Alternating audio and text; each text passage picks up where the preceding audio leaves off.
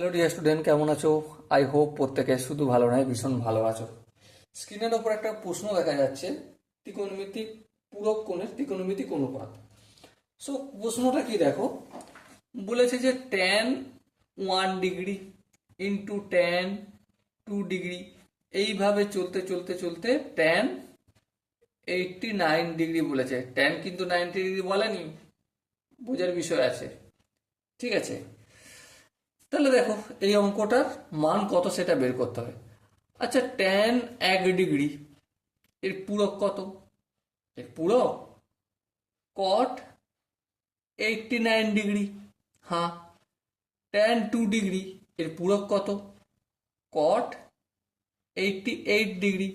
এইভাবে চলতে চলতে ট্যান 88 ডিগ্রিও পাবো, ইন্টু ট্যান 89 ডিগ্রিও পাবো। ঠিক, হ্যাঁ। এবার দেখো, কট 89 ডিগ্রি মানে কি?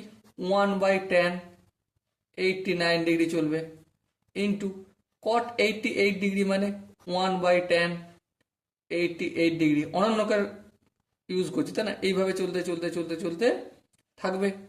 হ্যাঁ, এটা যেমন আছে দেখো, tan 88 degree into tan 89 degree. এবার দেখো, হরের tan 89 ডিগ্রি, লবের tan 89 ডিগ্রি ক্যান্সেল আউট হলো যেহেতু গুণ আছে। আবার tan 88 ডিগ্রি, হরের লবের কাটা যাবে, একইভাবে সবগুলো কেটে যাবে।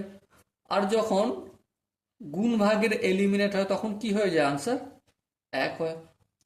ওকে, I hope my dear Watson এই অঙ্কটার প্রতিটা স্টেপ বোঝা গেছে বা কনসেপ্টটা বোঝা গেছে। এখানে পূরকের কনসেপ্ট কাজে লাগিয়েছি আর অন্যকের কনসেপ্ট কাজে লাগিয়েছি, অঙ্ক হয়ে গেল। So dear student, I hope এখানটা যদি কারো বুঝতে অসুবিধা থাকে তার জন্য কি বলবো আমি, ইন্ট্রোডাকশন পার্টটা অতি অবশ্যই দেখো।